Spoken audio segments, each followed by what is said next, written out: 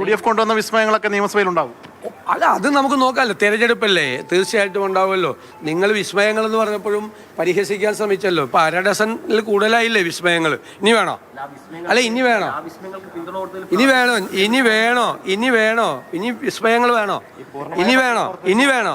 വേണം. നിങ്ങൾ ഇനി വിസ്മയം ഉണ്ടാവുമെന്ന് ചോദിക്കണല്ലോ ഇപ്പോൾ. അല്ല, നേരത്തെ ഇടയ്ക്കിടയ്ക്ക് എന്നോട് ഒരു 4 ദിവസം മുമ്പ് ചോദിച്ചിരുന്നു. അപ്പൊ ഞാൻ പറഞ്ഞല്ലോ ഉണ്ടാവും, ഇനിയും ഉണ്ടാവും എന്ന് പറഞ്ഞു. ഇനി വേണോ? തെരഞ്ഞെടുപ്പിന്റെ ഇടയിൽ വേണോ? അല്ല, തെരഞ്ഞെടുപ്പിന്റെ ഇടയിൽ വേണം. ഇതൊക്കെ നോക്കിക്കോ, നിങ്ങൾ വേണമെങ്കിൽ കാണിച്ചു തരാം. ഞങ്ങൾക്ക് താങ്ങാൻ പറ്റണ്ടേ? ഞങ്ങളുടെ ഇതിൻ്റെ അകത്തുള്ളവർക്കൊക്കെ കൂടി സീറ്റ് കൊടുക്കണ്ടേ? മനസ്സിലായേ?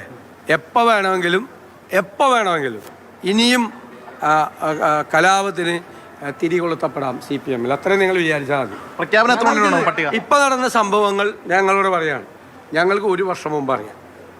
ഞങ്ങൾ 1 വർഷം മുമ്പേ പറഞ്ഞു തുടങ്ങിയതാണ്. ഉത്തമ കമ്മ്യൂണിസ്റ്റുകളും ഇടതുപക്ഷ സഹയാത്രികരും വോട്ട് ചെയ്യാൻ പോകുന്നത് UDF-നാണെന്ന് പറഞ്ഞു തുടങ്ങിയല്ലേ?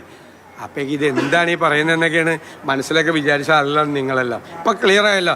ഇനിയും നിങ്ങൾ നോക്കിക്കോ, തെരഞ്ഞെടുപ്പിന് മുമ്പും തെരഞ്ഞെടുപ്പ് കഴിഞ്ഞതിന് ശേഷവും ഇതിൻ്റെ തുടർച്ച കേരളത്തിലുണ്ടാവും.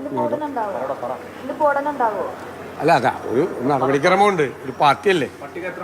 അല്ല, ഒരു പാർട്ടിയല്ലേ? അത് വരുമ്പോൾ നിങ്ങൾ നോക്കിക്കോ രാവിലെ.